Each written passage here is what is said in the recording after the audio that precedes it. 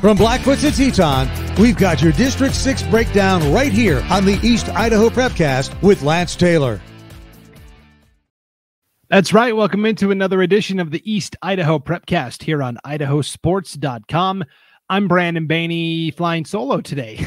Yes. Usually Lance Taylor is with us. He's kind of our District 6 expert, but due to some scheduling problems, Lance wasn't able to make it onto the show this week. And that's also why we're so tardy in getting the show released. You know, I tried to wait till the last possible moment to see if we could squeeze it in, but no dice. So flying solo, you're stuck with me, which means you're either going to really enjoy it or really hate it. We'll have a good time, though, because there is certainly a lot to talk about in District 6. Friendly reminder, this Prepcast, the East Idaho Prepcast, is your weekly stopping point for everything District 6. We're going to talk about all of the football action. We'll highlight a couple of soccer and volleyball scores that were of note and get you set for what's coming up tonight. Yeah, that's right. We're recording this on Friday morning, and we're getting ready to dive headfirst into a weekend full of activity. So plenty to talk about here on the show. I want to remind everybody that there's a couple of ways you can get this podcast each and every week. You can get the audio-only version on IdahoSports.com. That's our page. Across the top, you'll see the drop-down menu with all of the Prepcasts. You just click on East Idaho Prepcast, and the player's right there on the page. You can also download this podcast wherever you get your podcasts, Apple, Google, Spotify, on my Android device, as we talked about on the Palouse Prepcast this week. It's an app called Podcast Addict. Really, wherever you download your podcasts. If you do download this podcast using your favorite podcast platform, give us a like, give us a 5-star rating, and maybe subscribe as well. So then you don't have to continuously search all week for when new episodes come along. And that really helps our numbers as well. Let's see what else is going on. A friendly reminder on the IdahoSports.com homepage. We've got the relaunch of our Gridiron Game Picks. That's right. This has been one of the most popular features that we've done at IdahoSports.com over the years, where the fans get to compete against the Idaho sports experts like myself and Lance and others. This is your chance to prove that you really are smarter than us talking heads when it comes to high school football knowledge. And here's how it works. If you've never played before, you sign up, you register a profile with IdahoSports.com. Super easy. Takes like 10 seconds. Doesn't require anything except an email address. You know, it's free to play. Once you have that set up, you enter the game picks. Every single high school game across the state of Idaho. You're going to pick the winner in every single one. And whoever has the most correct picks at the end of the weekend wins $25 in cash. How about that? $25 with no cost up front. You made a profit of $25. And all you had to do was pick a couple of high school, well, more than a couple, but you had to pick some high school football games. So that's on our homepage, IdahoSports.com, right at the top, the Gridiron Game Picks. That's going to be a lot of fun. I also forgot to mention that you can get the video version of this podcast on the IdahoSports.com YouTube channel, as well as our Facebook page. And the screen here, it's a little wider than I'm used to. Usually when I'm talking to Lance, you know, my portion of the screen is cut in half. And so you can really see the clutter behind me in my office here, right? You can see this big stack of paper that I haven't found a good place to put, so I just put it on top of the printer. So yeah, if you want to see the clutter in my office, just check out the video version of this on IdahoSports.com's YouTube channel, as well as the Facebook page. All right, enough of that technical jargon. Let's dive into what happened last week, and I think we have to start with the Rigby Trojans, because across the board, I'm not sure anyone is having a stronger start in overall athletics than Rigby. Obviously, the football team came out strong, traveling to Rigby High, which is in Smithfield, Utah. They had a 27-game winning streak on the line, and Rigby snapped it just like that, like it was nothing. I mean, the fact that Rigby was able to go down and just dominate a really good Skyview team that usually has a couple of D1 players every single year was nothing short of impressive. And so for Rigby, traveling on the road, picking up a win, and the way they did it too, 43-6 was the final score. That defense, you know, lost a lot of talented playmakers, Peyton Van Steenkist, Landon Johnson, and others, but they look fine. They look like they're going to be really good again. And offensively, we know what they bring back. Tiger Adolfo at quarterback. By the way, he was 22 of 27 passing. That's 81%. Zeke Falavai is going to, he kind of split the carries with Gabe Mobley last year, but this is now Zeke's backfield, and he looks awesome. And then Taylor Freeman and Con Dancy, the tight end, kind of leading the receiving core. They look really solid.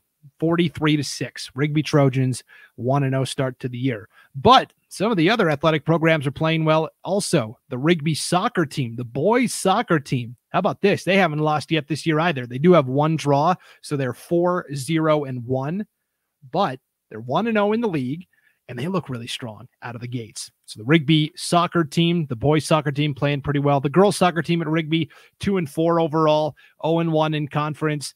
They've had a couple of tough losses to Pocatello and Highland most recently. And then the Rigby volleyball team kind of got lost in the shuffle of all the volleyball action going on last week because there were so many tournaments here in the state of Idaho, but Rigby actually traveled out of state. Ironically enough, they traveled to Smithfield, Utah, and Skyview High, the same place the football team went, and it was kind of a similar result. They were the only Idaho team competing at this tournament at Skyview High in Utah. All they did was go 5-0 and win the darn thing. I mean, seriously, a 5-0 mark against Utah competitors that had a 2-week head start on Rigby, and for the Trojans, a 6-1 overall mark to start the year. So Rigby looking like they might be pretty solid in volleyball this year. I know coming into the season, Madison and Thunder Ridge were kind of lauded as the two preseason favorites, but I think Rigby's legit, and it'll be fun to see how they stack up with those two teams as the season progresses. So Rigby, what an opening couple of weeks to the high school sports season. Shifting back to football, the other big story besides Rigby's dominant opening win were a couple of really close games. Outside, we'll get to the Rocky Mountain Rumble last because there was several District 6 teams playing there, but outside of the Rocky Mountain Rumble, probably the most interesting game was Firth traveling to Westside to take on the two-time defending 2A state champion Pirates. This was a rematch of the 2A state championship game from a year ago. Firth, kind of a plucky underdog sort of team, got to the championship last year and were overmatched. You know, Westside won by almost 40 points, but Firth was so young last year. They had so many sophomores and juniors that are all back this year, and you can tell they've been putting in the work in the offseason because in this rematch of the state championship game last Friday down in Dayton, what a wild game that was. Firth actually led with about 10 seconds to go. Westside was facing a 4th down and 10 from the 33-yard line. They called a running play, and Cage Brokens, the great senior wing back for Westside, started one way, countered back the other way, and ended up scoring a 33-yard touchdown with like 4 seconds to play. And the Pirates took the lead by 6. Ensuing kickoff, Firth returns it 80 yards for the game-tying touchdown. How about that? So you had both teams score a touchdown within the final 10 seconds of regulation. Now, Firth tied the game on the touchdown. They then went for 2 to try to pick up the win with no time left. The 2-point conversion was no good. We went to overtime. Westside scored on a 10-yard Brokens run, and then Firth was held out in the end zone in the overtime period. So Westside escaped with a 26-20 victory. And although the Cougars start 0-1, I think they have to feel really good about their chances. Also in the nuclear conference, the 2A ranks, you had North Fremont, who actually won the league last year and then were knocked off by Firth in that epic semifinal game, 7-6. You know, North Fremont didn't look as strong to me, I thought personally. You know, North Fremont came out and played a 3A school, Filer, which is a class above, right? North Fremont's 2A, Filer's 3A, but Filer is a program that's really been struggling to find its footing. They have a new head coach this year, first-year coach in Justin Brandsma, and North Fremont, of course, brings back Jordan Lenz and so many good offensive linemen, and you know, they looked like they had a good stable of guys back. That ended up being a one-possession game. North Fremont only won 34-27. So coming into the year, I think we thought that Firth and North Fremont were probably pretty equal. And I think the preseason coaches poll bore that out. But, you know, right now I have to say that Firth despite being 0-1 and North Fremont being 1-0, I would actually put Firth a little bit ahead of the Huskies. Now, of course, a lot can change. It was the opening week of the season, but when those two meet late in the year, that's going to be a fantastic matchup. No doubt about that. The other game that was like super close and really intense was Thunder Ridge traveling to Blackfoot. The Titans, a 5A program, the Broncos, a 4A program, both made the playoffs last year, both have visions of a deep playoff run this year. And this was a wild game as well. Thunder Ridge came away with a 26-25 win. Blackfoot had a chance late in the ball game to score, and it just didn't end up panning out. And so for Blackfoot, I think you got to be really encouraged by this result. For Thunder Ridge, you'll take the win, of course. And I think Thunder Ridge knows that they were picked third in the preseason coaches poll behind Highland and Rigby, of course. But, you know, can Thunder Ridge take that next step and compete with the upper echelon of the High Country Conference? You know, that remains to be seen. For Blackfoot, they came in as kind of the co-favorite along with Skyline.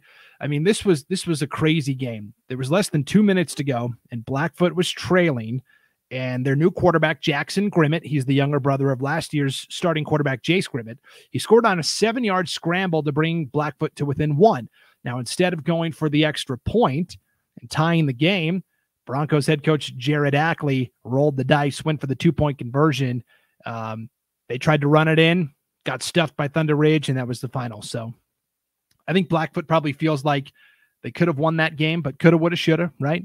But despite starting 0-1, I think Blackfoot looks really, really good. That defense, I think, is going to be pretty solid. And, of course, the offense with Javante King at wide receiver and Grimmett at quarterback. And for Thunder Ridge, you know, they've got a highly lauded quarterback prospect, Teo Johnson. His big problem the last couple of seasons has been staying healthy. He had that devastating injury in the Blackfoot game last year and then ended up missing the rest of the season. And that really derailed Thunder Ridge's plans. They were able to rally and still make the playoffs. But as long as Teo Johnson stays upright and healthy, I think Thunder Ridge has a really good chance of getting back to the playoffs this year as well. So that was definitely a game that stood out on the non-conference schedule also. And then to the Rocky Mountain Rumble, you know, you had a couple of District 6 teams competing, probably most notably Sugar Salem, the defending 3A state champs. They had to take on Morgan High School from Utah, and Morgan was a state runner-up last year in the Beehive State. And Morgan, as we talked about with all the Utah teams, had a 2-week head start on the Idaho schools, and I mean, they looked like the better team. Sugar Salem fell 20-3, so the Diggers 0-1 to start the year against a pretty tough opponent from Utah. I'm not sure you can really take much away from the game if you're a Diggers fan. I think Sugar Salem still is going to be just fine. I think they're going to be pretty competitive, but it remains to be seen. But in the opening game of the season, again, I don't think you can take too much from it. The other really intense game involved the defending 4A champs from a year ago, Skyline. They were playing a Green Canyon High School from Logan, Utah, and that was a tight game, low-scoring defensive game, and Green Canyon ended up getting the game-winning field goal as time expired. There was maybe a little question as to whether it was off in time or not, but after looking at the footage, it does look like he did get the kickoff in time. But anyways, Green Canyon defeats Skyline at the buzzer 16-15, and just like Sugar Salem, I'm not sure if you're a Skyline fan, you can really take too much away from the game. You were close, you were competitive, you lost by 1 at the very end. Obviously, for Sugar and for Skyline, only scoring 3 points and 15 points respectively. We're used to seeing the offensive numbers be a lot higher, so that will be something to watch as the season develops. But, you know, can these other teams close the gap? Can Blackfoot close the gap with Skyline? They're going to play early on in the conference season. They're actually going to play in late September, so that's going to be a very interesting game right off the bat in conference play.